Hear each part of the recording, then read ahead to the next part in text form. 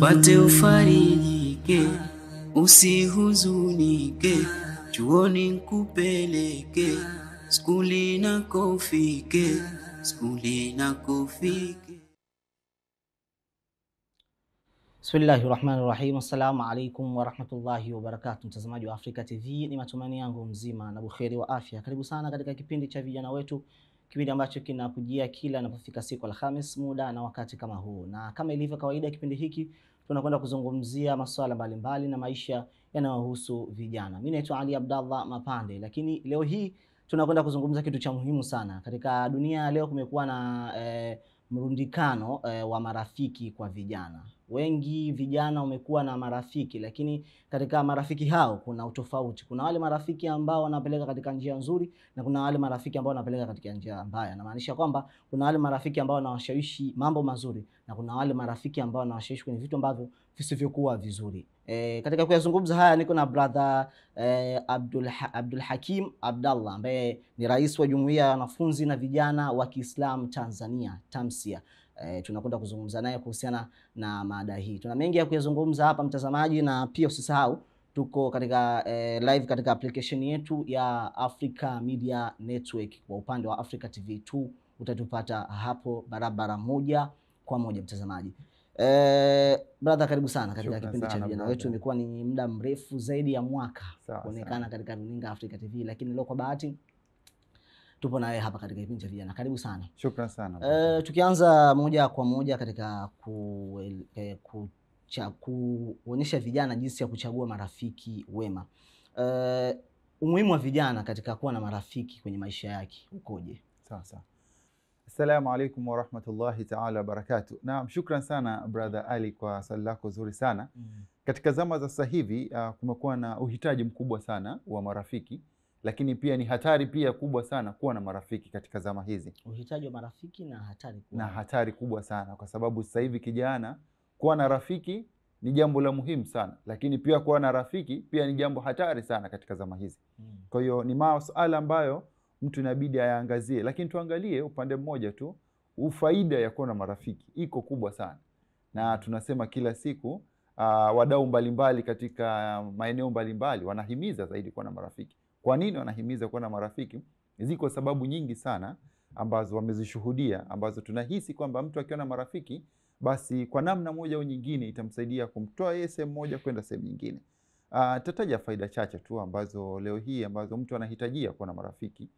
Miongoni mwa faida moja ni kukuza ule mtandao wake wa watu ambao anakuwa akifahamiana nao katika masuala tofauti. Yanaweza yakawa ni ya kijamii, yanaweza yakawa ni ya kiuchumi, yanaweza yakawa ni ya masuala yake binafsi ya kujifurahisha nafsi yake.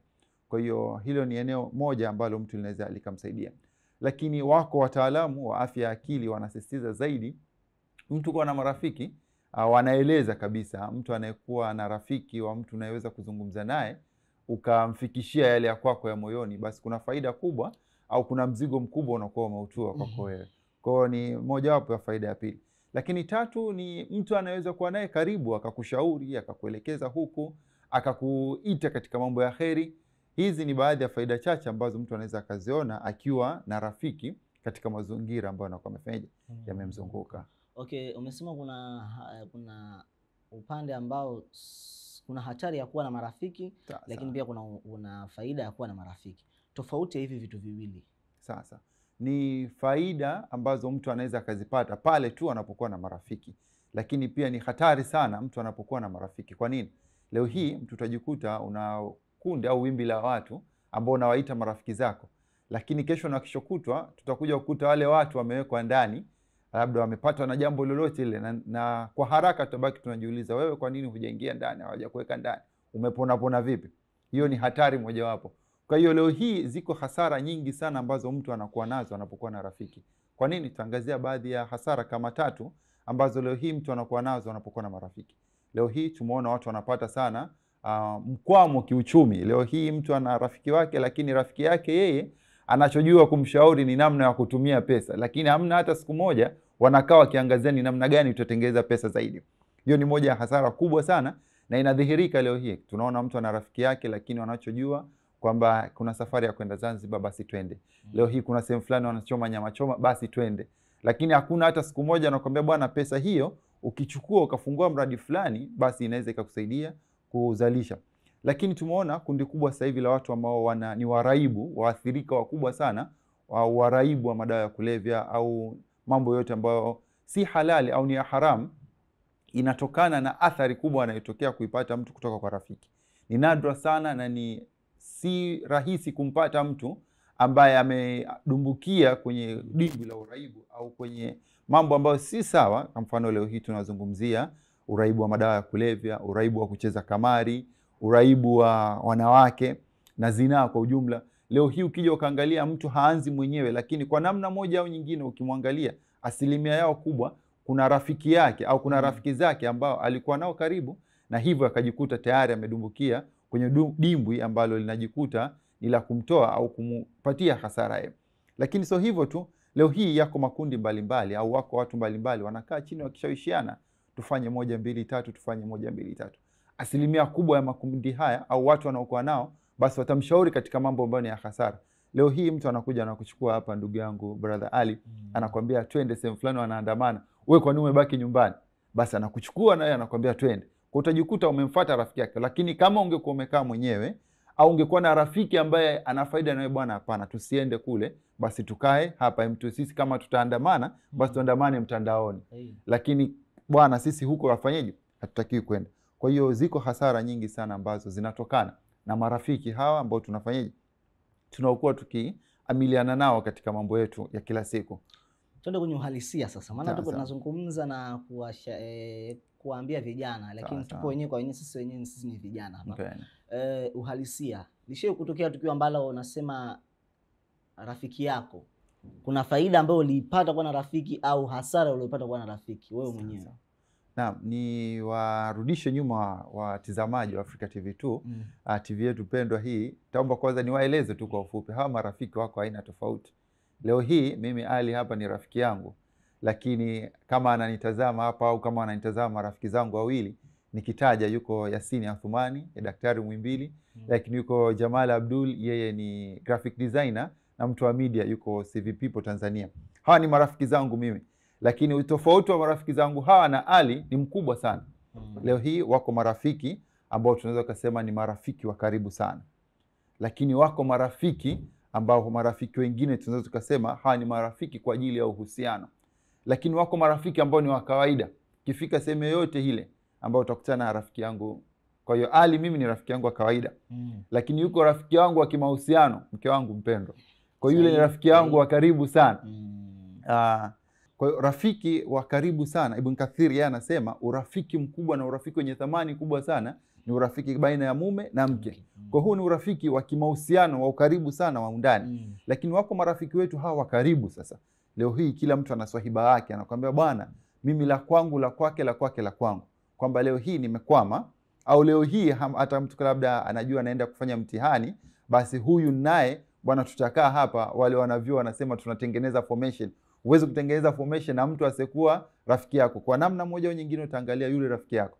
Lakini labda tutolee hata kwa mfano wanavyuo au vijana ambao wapo chuo. Leo hii unaenda kufanya ukaribu au kufanya masomo, kufanya marejeo ya masomo yako pamoja na yule mtu ambaye mnasoma labda kozi moja. Kwa ni vigumu sana kwenda kwa mtu ambaye yuko nje. Kwa hiyo tuna makundi takriban 3 ya huu rafiki. Kwa tumeona kundi la kwanza ni marafiki wa uhusiano wa karibu sana. Maana yake anaweza kuwa ni mke wako. Pengine wengine huwafanya wazazi wao kuwa ndo marafiki wao wa karibu sana. Lakini wako marafiki wa kawaida, hawa wanapita. Leo hii umefita sehemu fulani, umefanya shughuli fulani, umetengeneza marafiki. Kwa hiyo wale tunawaita marafiki wa kawaida. Lakini kundi la 3 ni hawa marafiki hasa wa ndani. Kwa hiyo mtu ni vizuri akawa anatambua kwamba marafiki wake ni watu wa aina gani. Leo hii huwezi kumfanya labda mzazi wako ni rafiki labda wa kawaida wa kupita, au mke wako au rafiki wako wa ndani ukamuona kama rafiki wa karibu, amini rafiki wa kupita. Kwa hiyo tuangalizie katika hao marafiki niliowataja ni yapi ambao mimi amewahi kunisibu mazuri. Kwanza nielezee mazuri zaidi kuliko mabaya. Twende hapo. Yako mazuri ambayo mimi nasema leo hii ni mmoja wa wanufaika wa kuwa na hawa marafiki. Naweza nikasema kwa namna moja au nyingine leo hii mimi niko hapa kwa athari niliyoipata. Tataja makundi katika hatua kama 4 ambazo nimekutana na marafiki na wote walikuwa na marafiki wangu wa karibu. Kipindi nasoma masomo yangu ya sekondari nilipokelewa na baadhi ya rafiki zangu ambao wao walikuwa ni wenyeji wa Zanzibar. Kwa walinipokea kama mdogo wao, kama rafiki yao. Walinifundisha mengi katika kutekeleza yale ya dini. Awali nilikuwa nimesoma dini, lakini utekelezaji wake wa dini sikuwa nao. Leo hii umesoma labda ni kuosha maiti, lakini labda umejifunza sala za maiti, labda umejifunza kuamiliana na marafiki, kuwaheshimu watu, kusalimiana. Ni mambo ambayo tumesoma kwenye hadithi, kwenye Qur'an na tunaelezwa, lakini hatujapata kuyatekeleza. Nilipokutana na kundi hili liliniweka katika ile misingi ya kufanya yale ambayo yanaamrishwa katika Uislamu na kuyaacha yale yote ambayo unahisi yanakatazwa katika Uislamu. Yuko ndugu yangu mmoja leo hii, yeye ni Sheikh Saidi ambaye yuko Zanzibar, na mpaka kesho leo hii namshukuru kwamba leo hii mpaka napata nafasi za uongozi, ana athari kubwa ambayo ameniathiri mimi hapa. Kundi la pili ambalo nimekutana nalo katika harakati zangu za kutafuta kiuchumi na kiujuzi katika njia ya masomo, kutana na mmoja huyu rafiki yangu. Yeye alinifundisha zaidi ni namna gani mtu bila kuajiriwa wewe unaweza ukajitengenezea kipato. Mpaka leo hii tunaona vijana kwamba wanahangaika na ajira, lakini kabla ya kuajiriwa mimi naona mpaka leo ameniathiri na ni faida kwangu mie, kwa hata popote pale huwa nalipa fadhila kwa njia mbadala. Yeye alinifundisha na ni rafiki yangu, alinifundisha bila kutoa pesa, kuona mimi nalipa fadhila kwa kufundisha wengine bila kutoa pesa, lakini ni maagizo au maelekezo alionipatia yeye. Hiki ninachokufundisha, ukienda kumfundisha mtu mwingine usimtoze pesa, maana kitakuwa na baraka zaidi kwako wewe. Ni jambo ambalo nilifundishwa kwake yeye na mpaka leo linaniathiri. Ni rafiki yangu wa pili. Lakini rafiki yangu wa tatu, yeye ni katika swala zima la masomo ya kiafya ambayo nilikuwa nikifanya. Kufaulu kwangu kwa asilimia kubwa yeye ana nafasi kubwa mpaka leo. Dr. Yasini yuko Muhimbili. Kwa hiyo alikuwa ananisisitiza, sasa hivi ni muda wa kusoma, twende tukajipinde kusoma. Ni hizi faida za kuwa na marafiki. Kwa hiyo ziko hasara pia. Ziko hasara, lakini naweza nikasema sijawa miongoni mwa waathirika wakubwa sana wa hasara, lakini iko hasara moja ambayo niliwahi kuingia katika kuamiliana na hawa marafiki. Nikumbuka katika moja ya matukio nikiwa shuleni sekondari, ulitokea mgomo wa shuleni pale. Wanafunzi wote wakawa wametakiwa kugoma. Mwanzo mimi nafsi yangu iliniambia hapana, sitaweza kushiriki kwenye huo mgomo na nitatafuta sehemu ya kwenda kukaa peke yangu ili nisishiriki kwenye mgomo. Alikuja rafiki yangu akanivuta kwa nguvu tukaenda kwenye mgomo. Na kweli nilishiriki kwenye mgomo. Kwa bahati mbaya sasa zaidi, mimi ambaye nilishiriki kwa shingo upande, kwenye picha za watu walioonekana kwenye mgomo, picha yangu ni miongoni mwa picha kubwa zaidi, inaonekana ni wale wahamasishaji wakubwa wa mgomo. Kwa hiyo umeona ni miongoni mwa athari ambayo naweza nikasema ilipatikana kutokana na uwepo wa marafiki wabaya. Lakini ni shuhuda wa watu wengi ambao wameathirika na kuwa na marafiki ambao wasiofaa katika nyanja mbalimbali. Inaweza ikawa katika masuala ya kijamii, na katika masuala ya kidini, lakini masuala ya kielimu. Leo hii tumepita machuoni, mashuleni, tunaona vijana. Leo hii umewekwa mziki pale, kijana anajiuliza, mimi naweza nikaenda kucheza mziki, kwa nini siende na wewe rafiki yangu? Unaogopa nini? Twende, hakuna mtu, hakuna wazazi wanaotuona. Anashindwa kukukumbusha huyo rafiki yako kwamba pamoja na kwamba hakuna mtu anayetuona, lakini lillahi Allah anatuona sisi wafanyaje tunachokifanya. Leo hii mtu anakuja, ni rafiki yako, unamuita, lakini anakuambia bwana, kuna mkeka hapa, weka na wewe. Unajua kabisa hii ni haramu. Leo hii tunaona kwa wanavyuo, kwa vijana mbalimbali, mtu anakuambia bwana, kuna kilevi hapa, tumia na wewe kidogo. Haulewi sana, lakini tayari unapoanza utajikuta bila ya safari mambo yanafanyaje, yanakuathiri kwa asilimia kubwa sana. Kwa hiyo ni baadhi ya athari ambazo uwepo wa marafiki wabaya unawaathiri watu wengi katika namna nyingi sana. Naam. Sawa, mtazamaji wa Africa TV, brother Abdul Hakim amesema kwamba rafiki yake wa kwanza kabisa akamweka mke wake. Na sisi tusooa tutajua marafiki zetu wa kwanza tutaweka kina nani. Mtazamaji wa Africa TV, kipindi hewani vijana wetu, na tupo tunazungumza kuhusiana na umuhimu wa kuchagua marafiki wema au marafiki wazuri. Na niko na brother Abdul Hakim Abdallah, yeye ni rais wa jumuiya ya vijana wa Kiislamu Tanzania, Tamsia. Na tuko naye hapa tunazungumza usiku huu wa leo kuhusiana na umuhimu wa kuchagua marafiki wema. Sifa zipi ambazo unazingatia wakati unataka kuchagua rafiki? Sawa. Naam, maisha ya mwanadamu hapa duniani tunajua kwamba yana sababu kubwa sana. Kama vijana wa Kiislamu ambao watakuwa wanasikiliza kupitia Africa TV2 na kwenye kipindi hiki cha vijana wetu, na mimi nakueleza kijana wa Kiislamu, yote unayofanya hapa duniani yana sababu. Na sababu hiyo ni moja kwa moja kesho na kesho kutwa tunaenda kukutana kwa Allah Subhanahu wa Ta'ala. Unaenda kumweleza nini? Kwa hiyo kile unayoyafanya hapa leo hii tujue kwamba mwisho wa siku tutaenda kuulizwa mbele Allah subhanahu wa ta'ala. Yoyote tunayoyafanya tunaweza kuwa tunayafanya ni ya muda ya kupita, lakini tujue kabisa mbele ya Allah subhanahu wa ta'ala tuna jambo la kwenda kujibu. Allah subhanahu wa ta'ala katika Qur'an kwenye aya kama 2 tu nitajaribu kuzielezea tu kwa ufupi. Ametueleza nini? Kwa suratul Al-Furqan aya 28 Allah subhanahu wa ta'ala anaeleza namna gani watu siku ya kiyama wanakuwa wakijutia kwa nini fulani alikuwa rafiki yangu. Leo hii umefika mbele Allah subhanahu wa ta'ala ndio unaenda kujuta pale. Kwa nini fulani alikuwa rafiki yangu? Suratul Furqan kwa aya 27 mpaka 29 inaelezea, lakini aya 28 pale inatueleza watu namna gani wanaalamika, wanajutia fulani kwa nini mimi watu fulani wakoa hakunielekeza katika khairi. Sasa kwa hiyo Allah subhanahu wa ta'ala anatueleza katika Qur'an tukufu, lakini anaendelea katika sura Az-Zukhruf aya 67 pia Allah subhanahu wa ta'ala anawaeleza sasa hao watu, hao marafiki. Sasa anaeleza hao marafiki kitu gani siku ya kiyama kitawakuta. Makundi mbalimbali yameelezwa siku ya kiyama atakuwa na hali gani.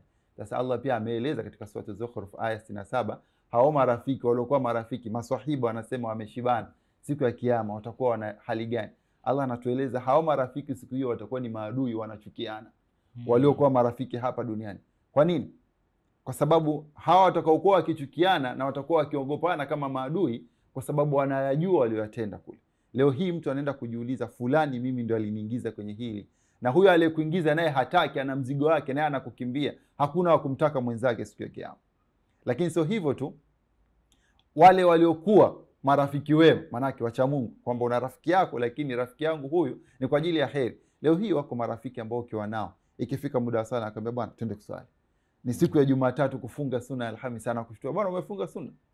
Juzi ulikuwa na kupatwa kwa mwezi usiku, rafiki yako anakupigia simu, bwana umeamka umesimama kuswali. Leo hii ni tunafunga labda ni sunna zozote zile, au kuna jambo la kheri kwenda kuwasaidia mayatima, kuchangia damu, una rafiki ambaye anakushawishi katika mambo ya kheri. Lakini ukijiona kwamba huna rafiki ambaye anakushawishi katika mambo ya kheri, siku ya mbele Allah subhanahu wa ta'ala unajua moja kwa moja tayari utakuwa na hali iliyokuwa mbaya sana. Kwa ni baadhi ya mambo ambayo tunategemea kijana asipokuwa makini kwenye kuchagua hawa marafiki, mwisho wa siku mbele Allah subhanahu wa ta'ala atakuwa na jambo la kujibu. Lakini kama hatuhitaji kuwa na jambo la kujibu kwa namna moja au nyingine, basi ajitahidi kuwa na wale marafiki ambao ni wacha Mungu. Sasa ni namna gani unakuwa na hawa marafiki ambao ni wacha Mungu? Na labda unawapata vipi hawa marafiki? Kama tulivyosema sasa hivi marafiki ni faida, lakini pia marafiki ni hasara, ni hatari kubwa. Sasa hakuna anayetaka hatari, pengine labda wako watu wanaofahamu lakini hawachukulii maana. Sasa ni yapi kwamba mtu anahitaji kwa ajili ya marafiki? Leo hii mimi na wewe hapa unaweza kujiuliza bwana ni kitu gani unahitaji katika maisha yako. Wako watu ambao leo hii wamejirudi, wanahisi bwana mimi nataka maisha yangu yawe kwa ajili ya lillahi ta'ala. Nataka maisha yangu mimi yawe kwa ajili ya Allah subhanahu wa ta'ala. Huwezi kwenda hapo kumchukua mtu ambaye ni msanii haswali unasema ndio huyo unaitaka awe ni rafiki yako kwa ajili ya kukumbusha katika dini. Kwa hiyo kwanza unajitambua wewe unahitaji nini na mapenzi yako ni yapi. Leo hii mtu anaweza kujua bwana mimi nataka kufanya biashara, lakini biashara ninazozifanya mimi nataka kufanya biashara labda za kimataifa, kuagiza mzigo nje kuja ndani ya nchi. Kwa maana yake unatafuta marafiki ambao ni wafanya biashara. Huwezi kuona unahitaji kufanya biashara labda za vitu kuagiza kutoka nje, leo hii ukaenda kuwafanya wakulima ndio marafiki zako. Kwa lazima ujue nafasi yako kwamba mimi nahitaji marafiki, lakini marafiki wa aina gani? Hilo ni jambo la mwanzo. Lakini la pili, ukishatambua kwamba unahitaji marafiki wa aina gani, sasa hao marafiki ambao utachambua fulani na fulani wanafaa kuwa marafiki zangu, basi wanatakiwa kuwa na sifa zipi? Kwa ni muhimu zaidi kwamba mtu unajua fulani na fulani nataka awe ni rafiki yangu na sifa zake ziwe 1 2 3. Kwa una haki na una haja kubwa zaidi ya kuhakikisha kwamba unachunguza undani wa yule mtu ambaye unataka kuwa rafiki. Unaweza kumuona mtu kweli anakuelekeza labda anafanya sala 5 au labda anatekeleza mambo yake vizuri, lakini unaona na zile dosari chache. Unaona hapana, huyu kwa namna moja au nyingine mimi naweza nikamwathiri au yeye anaweza kafanyaje akaniathiri. Kwa hiyo chukua nafasi hiyo kwamba kuona mtu fulani mimi anaweza akaniathiri, basi naweza nikawa rafiki yake, au fulani anaweza akaniathiri, basi hapana, siwezi. Kwa nini siwezi kuwa rafiki yake? Lakini pia katika kuangalia ni rafiki yule, tunasema marafiki tunaotafuta sisi ni kwa ajili ya kheri. Allah anatueleza katika Qur'ani kuna muda tunapotafuta marafiki wa kheri basi wao ni wa kheri kweli. Anasema wala taktumul haqqa bil batil wa taktumul haqqa wa antum ta'lamun. msichanganye haki na batili, na aliyakuwa mnajua, mnafahamu. Sasa leo hii unaenda kumtafuta rafiki ambaye tunajua huyu sio wa haki, ana mambo yale ambayo unajua hayapo katika misingi inayotakiwa, na unaenda kumfanya kwa rafiki yako, matarajio kwa namna yoyote ile, manake na wewe utaenda katika njia ambayo utaenda kupotea katika namna moja au nyingine. Bas tuweke nukta hapo, mtazamaji wa Africa TV. Kipindi hewani ni vijana wetu, na tunazungumza kuhusiana na umuhimu wa kuchagua marafiki wema. Niko na brother Abdul Hakim Abdallah, rais wa Jumuiya ya Vijana wa Kiislamu Tanzania TAMSIA. Tunazungumza naye kuhusiana na mada hiyo. Kwa sasa tutakwenda kupata mapumziko mafupi.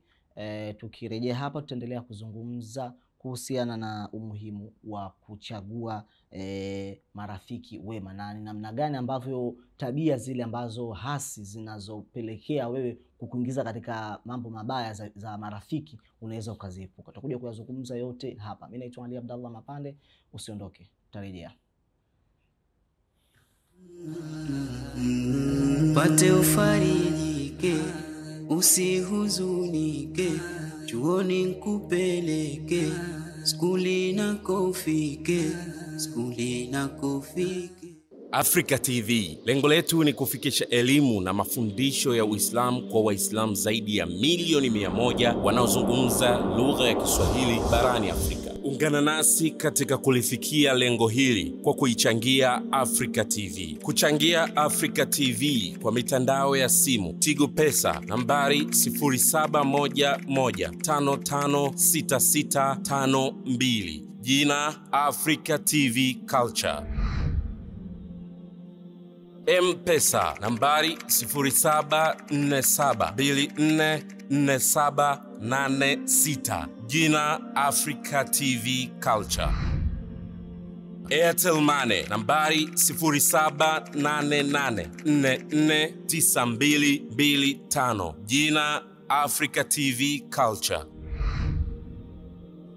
Zantel Easy Pesa nambari 0779753275, jina Africa TV Culture. Kuchangia Africa TV kwa akaunti za benki: Amana Bank kwa akaunti ya shilingi ya Tanzania, account number 00311094500001. Kwa akaunti ya Euro, account number 0031109456500002. Jina la account kwa account zote mbili, yani account ya shilingi ya Tanzania na account ya Euro, ni Africa TV Culture Limited. Ungana nasi kwa kuichangia Africa TV kwa maendeleo ya umma.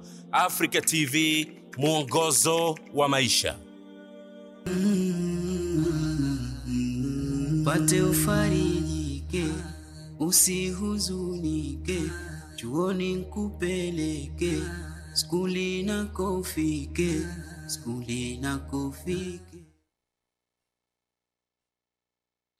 Shukrani sana mtazamaji wa Africa TV kwa kuendelea kusalia nasi katika kipindi cha vijana wetu. Karibu sana wewe ambaye unafungulia runinga yako kwa wakati huu. Kipindi hewani ni vijana wetu, na tunazungumza kuhusiana na umuhimu wa kuchagua marafiki waliokuwa wema. Niko na brother Abdul Hakim Abdallah ambaye ni rais wa Jumuiya ya Vijana wa Kiislamu Tanzania, yani TAMSIA. Tunazungumza naye usiku huu wa leo. Tumezungumza naye katika ngo ya kwanza ya kipindi, na wakati huu pia tunaendelea kuzungumza naye mengi zaidi kuhusiana na mada hii ambayo tunayo usiku huu wa leo. Brother Hakim, tumezungumza kuhusiana na sifa nzuri za rafiki ambaye unamchagua hapo.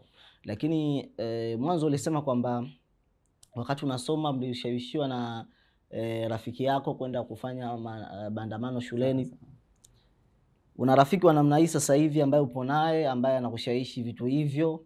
Na kama unaye, ni kwa namna gani ambavyo unaepuka tabia hizo? Naam, shukran sana. Katika marafiki tunasema uwe na rafiki mwema. Sasa swali, je, hao marafiki wema, mimi ninataka kuwa na rafiki mwema, mimi ni mwema? Au katika wale marafiki waliokuwa wema na wasiokuwa wema upo kwenye kundi lipi? Kwa hiyo hasibu kabla hasabu. Rafiki mbaya ndo wewe. Kumbe wewe ndio rafiki mbaya. Sasa si ajabu unaenda kutafuta Sasa kumbe muda mwingine wewe tayari ni rafiki mwema, unahitaji umtafute mtu ambaye hana wema, basi umfanye rafiki yako achove kutoka kwako. Kwa alhamdulillah, kwa upande wangu nadhani ushawishiwa na vijana wenzetu lipo, lakini mimi nimeamua kuwa rafiki mwema kwa marafiki zangu wote. Nimeamua kuwa yule rafiki ambaye ni mwema. Nimetoa story mwanzoni hapo tulipotaka kuandamana. Mwanzo mimi nilikuwa nishasema sifanyi, lakini nikaathiriwa na nikashawishiwa nikafanya. Kwa hiyo baada ya kama hilo lilotokea nikasema hapana, leo hii mimi nitakuwa rafiki mwema kwa rafiki zangu. Rafiki zangu wanaonisikiliza kwenye kipindi hiki wanajua yako mema mengi, miongoni mwao wengi na wahamasisha, naambia bwana wewe mpaka leo hujaoa, basi oa. Lakini rafiki mwema angekuwa anakuambia hakuna haja ya kuoa, kama maziwa unapata ng'ombe wa nini. Sawa. Kwa hiyo moja, nimeamua kuwa rafiki mwema. Kwa hiyo kwa rafiki mwema ni hawa marafiki wanapokuwa marafiki, manake lazima mmoja aoneshe kwamba ule sifa za yule za urafiki. Leo hii mnaweza mkakuta ni marafiki, lakini swala tu la kuwasiliana mnategeana, yani nani amtafute mwenzake. Sasa unataka rafiki yako awe mwema, lakini unamtegeshea, je, atanitafuta, atawasiliana na mimi? Kwa kama sifa ya rafiki mwema, basi unajitahidi. Kwa nafasi yangu mimi hufanya hivyo kwa marafiki zangu wengi, na najitahidi kwamba niwe rafiki yule mzuri. Wachana wema kwanza, rafiki mzuri kwanza. Yani kwamba zile sifa za urafiki ninazo. Tutawasiliana, nitakutafuta, bwana hem tukutane tunywe kahawa, bwana twende tukaangalie mechi sehemu fulani, bwana hem njoo tukae tubadilishane mawili matatu, nitapita nitakuja kukusalimia hata kama mishughuliko iko mingi sana. Kwa hiyo nimetolea hata mfano mmoja wa rafiki zangu, tuko chuo, yeye ilikuwa inalazimika anakuja anakuamsha, bwana hem tukasome, kesho tuna mtihani. Kesho tuna mtihani. Lakini baadhi ya marafiki pia anaweza kukwambia, bwana hem twende leo kuna darasa, twende tukasikilize. Sawa. Kwa hiyo mizani ya urafiki pia mnaangalia, bwana huyu rafiki yangu naye kwa ajili ya kielimu. Leo hii wazazi wamelipa ada, au labda wanaochukua mikopo ya serikali, au wazazi wana mategemeo na sisi, basi tunamueleza. Kwa hiyo moja ya marafiki kwamba hakikisha kwamba wewe ni mmoja wa rafiki mzuri kwanza kabla ya kuwa rafiki mwema, kwa sababu tunaye rafiki ambaye ni mzuri lakini rafiki mwema. Sasa wana tofauti hawa. Rafiki mzuri manake ana zile sifa za urafiki.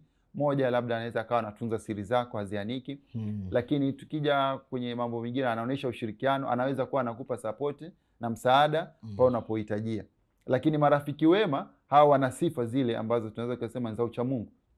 Moja ni wanasema kweli, kwa sababu pia miongoni mwa sifa za marafiki siku hizi rafiki yangu lakini bwana snitchi, yani anachukua taarifa zako lakini tunakutana nazo hizi kila siku kwamba bwana hili bwana limueleza rafiki yangu, kumbe rafiki yako naye ana rafiki yake pia chujio. Chujio wanasema friji lake aligandisha.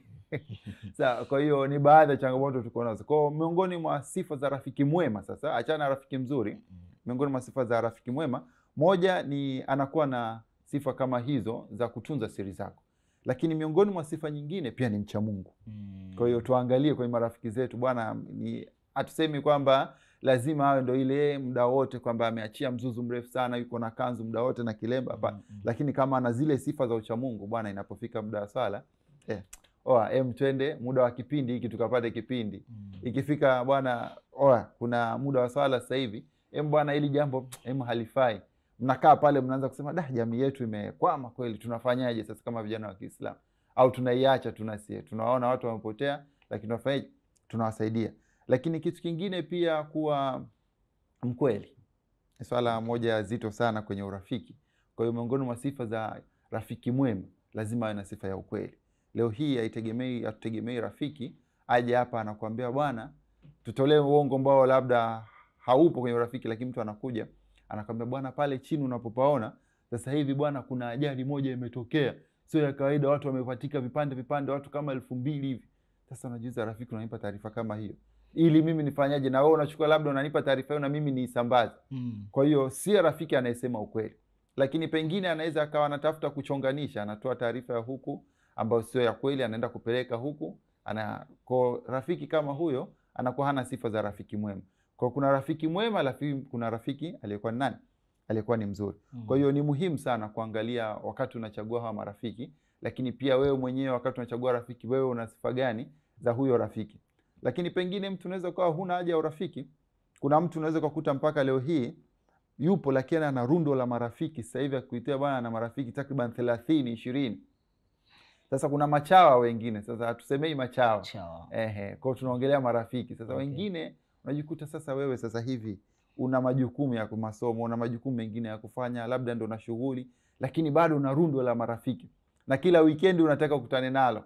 Na kila siku na tukio fulani basi uko nalo. Hapana. Kwa hiyo unaweka pia limit ya idadi ya marafiki. Ukiwa na marafiki wawili, rafiki mmoja, inatosha sana. Lakini sio kwamba umekusanya rundo la marafiki na wote unaona marafiki zako wa karibu. Hiyo tulivyokuwa watoto wadogo, una ile kwamba wewe sikio ndo una mpira, una chandimu chako. Kwa hiyo una msururu wa watu bwana, ukiamua ukiitwa nyumbani unaondoka na mpira wako. Na mechi imeisha. Na mechi imeisha hapo. Kwa hiyo sasa hivi sio zama hizo, unaangalia ni nani atanifaa na ni nani ambaye tunaendana. Leo hii ukikuta mtu bwana, utashtuka kidogo, unajiuliza wewe ni kijana, labda leo hii tunasema Ali labda hujaoa, alafu tunakukuta bwana rafiki zako ni watu wenye wake wawili, watatu, wanne. Sasa wewe bado hujaoa. Sasa tunajiuliza rafiki umekaa vipi hapa?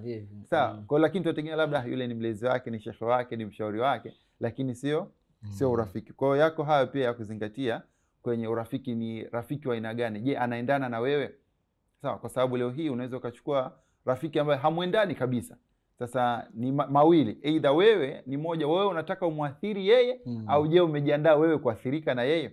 Kwa hili kwenye urafiki pia lipo ambalo jambo inabidi wafanye, watu waliangalie sana mipaka katika kuweka urafiki ule ambao uko na rafiki yako. Sawa. Tunazingatia nini kuweka mipaka? Bwana mimi na wewe ni marafiki, ila kuna kitu hiki na hiki hapa tusiingiliane hapa na hapa. Okay. Kama tulivyosema marafiki wako wa takriban aina 3. Tumesema rafiki wa kimahusiano, rafiki wa karibu sana, yani wa ndani kabisa, lakini tunaye rafiki wa karibu ambao ni rafiki ambao unamwamini sana. Lakini yuko rafiki ambaye yeye ni rafiki wa kupita. Kwa hiyo wote wana nafasi zao. Tukisema yule rafiki wako wa ndani wa kimahusiano, kama ni mke wako, maana yake kwa wale ambao wameoa, hautegemei kwamba kuna kitu chochote ambacho utamficha.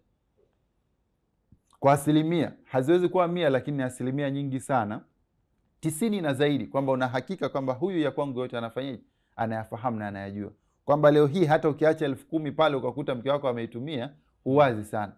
Lakini leo hii kama una rafiki wako wa karibu sana, yanapokuja katika baadhi ya maeneo lazima kuwe na kikomo. Mfano, katika mazoea, leo hii ni rafiki yako, kuna baadhi ya maeneo mnakubaliana hapana, mimi pamoja na kuzoeana kote, inapofika kwenye suala la kazini kwangu usiweke mazoea yoyote. Inapofika kwenye masuala labda kwenye kazi, kwenye shughuli zangu zile, usiweke mazoea yoyote. Kwa hiyo ni ile mtu kujitambua yeye, lakini kumtambua rafiki yake. Kuna baadhi ya marafiki wao hawana ile kuingilia sana majambo ya watu, anaweza akawa anajiwekea mipaka, kujua bwana huyu rafiki yangu yeye ameoa, mimi kwake bwana pale nikifika bwana shemeji za saizi imetosha. Lakini ndio ile na shemeji na amempa mkono na amekaa piga, sio unasema hako hapana. Shemeji unamwita mke shemeji. Au labda ndio amefika dukani kwako, ni rafiki yako, lakini akifika dukani pale kama kuna Pepsi amefungua, ametoa, amekunywa. Sasa hajalipa, lakini unamwambia bwana hiyo 600 hiyo. Sasa lazima kuwe na mipaka na hii inawekwa baina ya marafiki.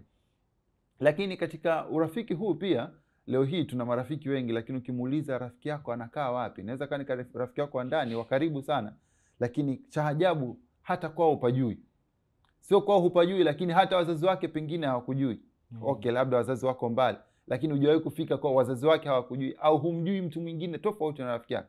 Hili pia ni jambo ambalo naweza nikasema ni hatari, kwa sababu anapokuwa rafiki yako lazima kuna baadhi ya mambo yafanyaje, mjue kwa undani. Leo hii ameanguka hapo, ni rafiki yako wa karibu, lakini si ajabu hata namba ya mama yake au ndugu yake wa karibu huna. Leo hii labda yeye kwao, mnaishi Dar es Salaam hapa, kwao labda ni Dodoma. Sasa umetokea msiba hapa na ndugu yako au limemkuta la kumkuta, hata namna ya kuwasiliana nyumbani kwao huna. Au labda amezidiwa ghafla hapa, anapokaa labda hupajui. Achana kwamba labda alihama, ulikuwa unapajua zamani, lakini hupajui. Kwa hiyo unapokuwa na urafiki, kuna baadhi ya mambo tunamruhusu mtu aingie, ni pamoja na kujua baadhi ya maeneo. Mfano, rafiki yangu mimi anakaa wapi, anaishi wapi, wazazi wake ni kina nani, lakini pengine kutaka kumfahamisha undani wake au undani wako, kwamba bwana mimi pamoja na urafiki wetu, bwana mimi ni mgonjwa wa kitu fulani. Kesho na kesho kutwa inaweza ikatokea hili, jitahidi kunisaidia. Au mimi ni rafiki yako, lakini bwana ninapokuja na changamoto hii 1 2 3, labda na changamoto ya kifedha, kwa hiyo jitahidi kunisaidia. Lakini eneo la muhimu lingine la kuweka mipaka ni suala zima la kifedha kwenye urafiki. Tumekuja kuona marafiki au urafiki wingi umekuwa ukitokea sintofahamu au urafiki kufa kabisa yanapokuja masuala mazima ya kifedha. Leo hii una rafiki yako, umemwamini, bwana ana shida na 500,000 hapa, naenda kufanya jambo unalifahamu kabisa. Lakini unajiuliza rafiki yangu mbona miezi 2 imepita, 3, 5. Sasa hii pesa nilikukopesha, nilikupatia. Sasa haya tunakutana nayo kwenye kila siku, bwana nirejeshe hiyo pesa. Na shida nayo mimi, sikukupatia, nilifanyaje? Kwa hiyo muhimu sana kama unapokuwa na rafiki, kuna baadhi ya mambo mwekane wazi. Bwana hii pesa nimekupa kwa kukuazima au nimekupa bure kama rafiki yangu. Unaweza kana rafiki yako umejaliwa. Leo hii tunaona marafiki wanapongezana, anamnunulia rafiki yake gari. Sasa sijui hali wewe rafiki yako kama umewahi kumpa zawadi yoyote kubwa ile. Kwa hiyo wengine anaweza kusema bwana mimi na dada yangu bwana, japo jaoa, njoo kwa dada yangu. Umeona? Sasa huyo ndo rafiki. Kwa hiyo wako marafiki wa aina hiyo, kwa ule ukaribu na unasema bwana huu rafiki bwana ulikuwa rafiki yangu, sasa hivi unakuwa shemeji yangu. Kwa mnaukuza ule urafiki. Lakini wengine wanatoka kwenye urafiki bwana, urafiki wa kawaida unakufa, maana yake unaenda kwenye urafiki wa kibiashara, maana yake wewe ni mfanyabiashara mwenzangu. Leo hii tunafungua kampuni, lakini mimi na wewe wote ni wamiliki wa ile kampuni, tunamiliki share. Urafiki pia kama huo. Kwa hiyo ni masuala mazima ya kufanyaje. Leo hii unajua tukiachana urafiki, tuchukulie kwenye kisa cha Nabii Musa na ndugu yake Harun. Sasa alipotakiwa yeye kuwa nabii, alimuomba Mwenyezi Mungu, ya Rabbi nijalie Harun pia naye awe nabii. Kwa kuna urafiki kama huo. Leo hii bwana umeajiriwa sehemu fulani, unasema kuna mtu fulani akija hapa na hakika tutapiga kazi vizuri sana. Mimi baadhi ya marafiki zangu walikuwa wanafahamu inapotokea kuna shughuli za kujitolea, tunajua zinaweza zikawa zinalipa au hazilipi. Muda mwingine kama zinalipa tunashtuana. Kuna camp sehemu fulani inabidi twende. Kwa hiyo tunashtuana. Bwana kama una muda twende kwenye hii camp. Tuna hakika hatutoki hivi patupu. Kwa hiyo ni baadhi ya urafiki ambao tunajua unakuwa na faida pia. Sawa. Vijana sisi wote katika kutafuta marafiki wema pale, sasa nataka bwana huyu nimchague rafiki yangu huyu awe niwe naye ambaye atanishawishi vitu vizuri. Pale sisi kama vijana kuna changamoto ambazo tunazipitia. Changamoto gani ambazo wewe unadhani tunapitia wakati wa kutaka kuchagua marafiki wema? Bwana huyu rafiki ni mweke kundi gani? Mweke katika wale kwa wema au ni mweke katika wale kwa wabaya? Sasa moja ni wapi kwanza tunapata hawa marafiki? Kwa sababu jambo lingine leo hii mtu huwezi kukaa nyumbani kwenu au kakaa tu peke yako hivi ukategemea hapa rafiki mimi atanifuata. Ni ngumu sana. Kwa hiyo moja, unawapata wapi marafiki? Kwa hiyo wanasema marafiki pia wanapatikana katika kujichanganya au katika makundi tofauti. Leo hii ukiwa msikitini pale ukasema bwana mimi kila siku naingia hapa kusali, labda nafanya jambo 2 3, kuna watu utaanza kuzoeana nao taratibu. Leo hii kuna kongamano au kuna mafunzo sehemu fulani yanatolewa. Baada ya labda muda wa chai au chakula pale unaona kuna sura 2 3. Sasa usiwe bubu kwamba bwana atuseme kwamba mabubu hawana marafiki hapa, lakini usiwe kwamba umejitenga peke yako. Wewe umeingia nataka kusikiliza semina, nikimaliza nimeondoka basi. Lakini nimeingia pale, baada ya kuingia kuna mtu nikamuona bwana hivi katika uliongea kitu fulani pale, unaanza mawasiliano ya hivyo taratibu. Tubadilishane namba. Kesho na kishokuta mtu anakushtua bwana sehemu fulani kuna jambo fulani. Urafiki unaanza taratibu. Kwa hiyo kwenye matukio kama haya yoyote yale yanaweza kuwa ni matukio ya kijamii. Leo hii wako marafiki ambao sisi tumejuana nao kupitia kwenye harusi. Mmefika kwenye harusi pale, hakuna mwenyeji labda mmewakuta wenyeji pale, lakini na nyoka jikuta bwana ngoja tusaidie huko. Ulikuwa na mtu fulani ngoja tusaidie. Kwa rafiki yake, rafiki ule uko namtambua wewe naye ana mtu wake wa karibu, ndio mnajikuta tayari urafiki unaendelea kukua. Lakini pia kwenye michezo, mimi ni wa michezo lakini marafiki wengi pia ninao. Kitukuta kwenye uwanja wetu wa michezo, basi nimepata marafiki wengi kule. Kuna wengine wazuri, miaka inaenda sasa hivi takriban miaka 10 ni marafiki ambao tupo nao kwenye nini? Kwenye michezo. Kwa hiyo kujishughulisha na masuala yote ambayo yanakuwa yakihusisha watu tofauti. Kwa hiyo tunapokuwa huko kwenye hayo makundi, ndipo tunaweza kuchagua ni nani sasa hapa naweza nikamchukua kama rafiki yangu. Lakini pengine mambo hutokea bila mtu kutarajia. Leo hii tunajihusisha, kwa mfano labda naweza nikatolea mfano. Mimi wakati naingia kwenye mchezo wa karate, tulifanya mafunzo yetu ya mwanzo, watu tulioanza wote takriban watu 51, tukabaki watu 6. Lakini katika wote 6 pia sikupata mtu aliendelea kuwa rafiki yangu. Baada ya kujiendeleza pia tukaona bwana kuna wale watu ambao tuliona bado wanapenda huo mchezo na tukawa tunakutana mara kwa mara. kile kitendo cha sisi kuwasiliana, twende mazoezini, basi kikatusaidia sisi kutengeza urafiki wetu.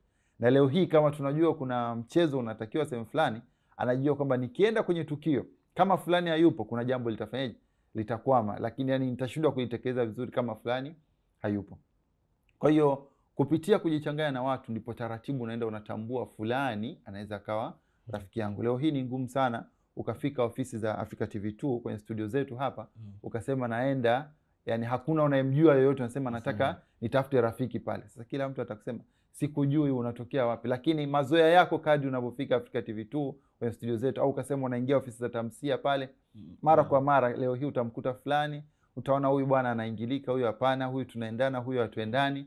Kwa taratibu muda unavyozidi kusogea unasema fulani mimi anaweza akawa rafiki yangu, na taratibu unaanza mazoea naye. Lakini urafiki huu pia unatokana na mazoea, kwa sababu leo hii ni namna gani unakutana au mnawasiliana na huyo mtu.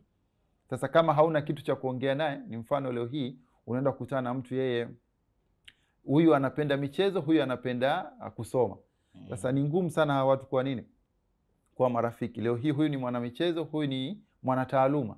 Lakini kama nyote ni wanamichezo, leo hii tunajua bwana kuna mechi zinaendelea za kufuzu kombe la dunia. Kwa hiyo unajua mkikaa pale ukimueleza bwana leo hii kuna timu fulani inacheza na timu fulani, kumbe sasa unaona mtu kumbe ndio kumbe kuna mechi.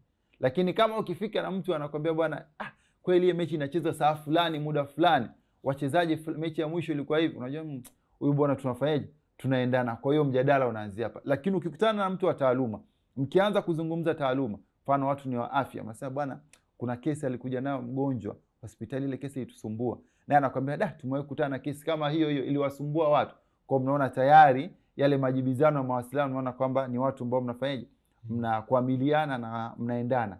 Kwa mna uwezo wa kuendelea kufanyaje, kuzungumza na kutokea pale mkatengeneza mazoea mengine tofauti. Lakini tofauti kwamba naye rafiki yangu, lakini mara ya mwisho umeongea na huyo rafiki si ajabu hukumbuki. Mara ya mwisho umeonana na rafiki yako labda hata umeona picha yake si ajabu ufahamu. Kwa ni ngumu sana kuwa na mazingira kama hayo ambayo ni nini, ni magumu ya urafiki. Lakini kupitia marafiki ambao tuko nao tunapata nafasi ya kutengeneza marafiki wengine zaidi. Mimi ni mmoja wa mashahidi. Mnamo mwaka 2016 kama sijasahau, 16-17 ilifanyika kambi moja ya matibabu hapa Mnazi Mmoja.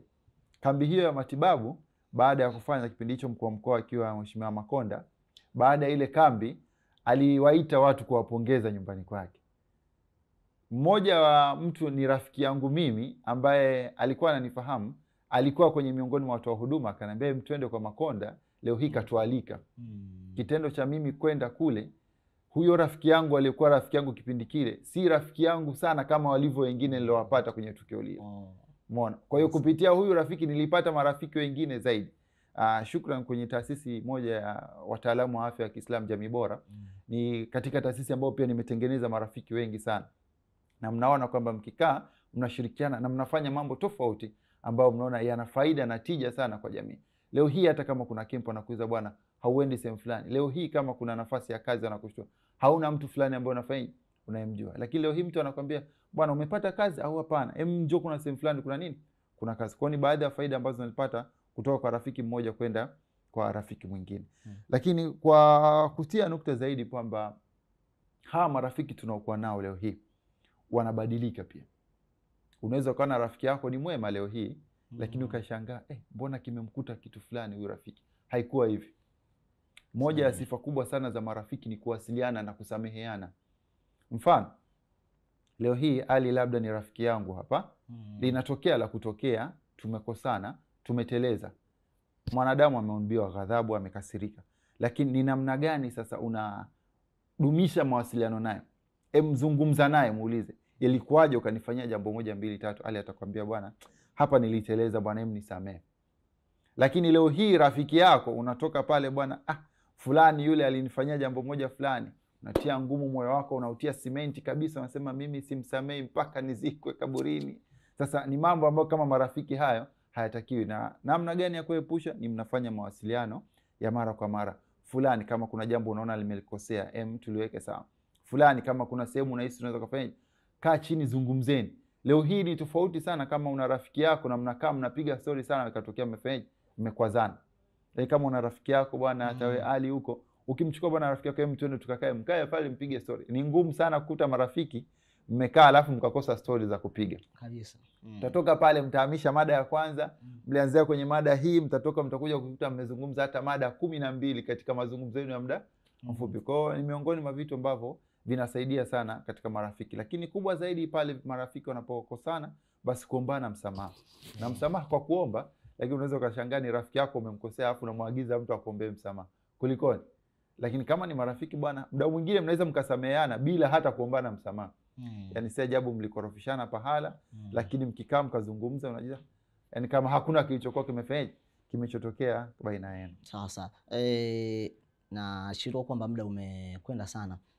Tumalizie ujumbe kwa vijana ambao wanakutazama sasa hivi na ambao wanakufuatilia sasa hivi. Ni jinsi gani ya wao wanaweza kuishi na watu ambao wamewachagua kuwa marafiki? Sawa. Naam, nukta yangu moja kubwa sana kwa vijana wenzangu, mimi kijana mwenzenu, lakini nukta moja kubwa sana ambayo ni wasisitize, rafiki wa kweli au rafiki wa mwenye uzito sana ni mke. Wale ambao hawajaingia kwenye ndoa basi watafute rafiki huyo, ni rafiki mkubwa sana na rafiki ndugu yangu Ali anacheka hapa na mimi naye hilo amelichukua. Lakini ujumbe wangu wa pili ni namna gani tunakuwa tukiangalia hawa marafiki kila siku. Niwakaribisha sana kwenye jumuiya yetu Tamsia. Ni jumuiya ambayo ina vijana wa Kiislamu na wote tukitegemea ukifika pale rafiki utakayempata ni waheri na ni rafiki mwema.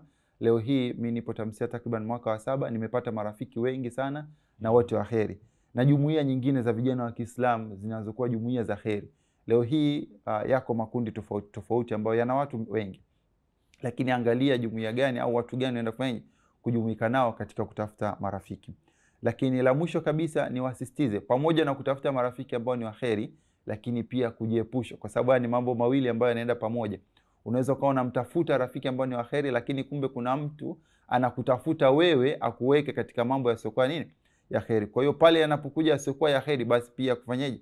Kujiepusha nao, lakini pia kuendelea kupupia yale ya kheri. Kupitia hayo ya kheri ndiko huko tunapata marafiki ambao pia wanakuwa waheri. Kwa hiyo tujitahidi sana kama vijana wa Kiislamu, lakini pia tutambue kwamba uhitaji au malengo au watu wanaokaa kuwinda sana watu watoke katika mambo yaliyokuwa kheri ni wengi sana na kundi ni kubwa sana. Leo hii kiangalia matangazo ambayo yanahamasisha vijana kufanya mambo yasiyokuwa ya kheri ni mengi.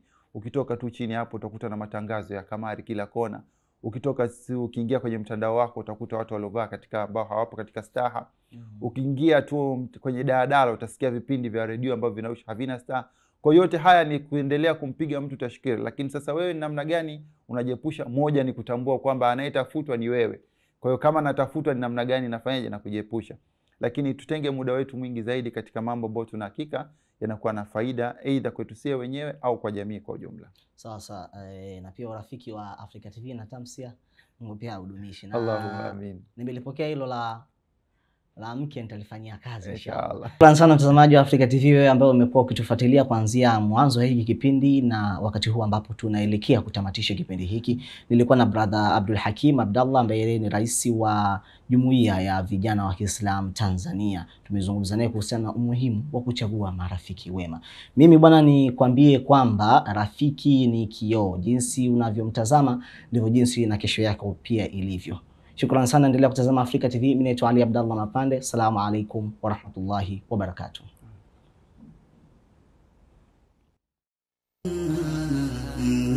Pate ufarijike, usihuzunike, chuoni nkupeleke, skuli na kufike, skuli na kufike.